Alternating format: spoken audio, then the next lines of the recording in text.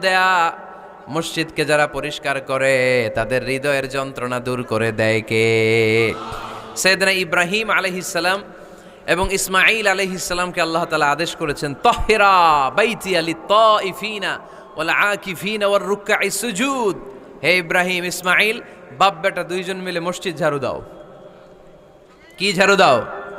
মসজিদেরি ঝাড়ু বড়দার, ও কামারে হাত শোনো আমারে মুনাজাত। পড়েন, শোনো শোনো ইয়া এলাহি আমারে মুনাজাত, শোনো আমারে মুনাজাত। পড়েন আমিন।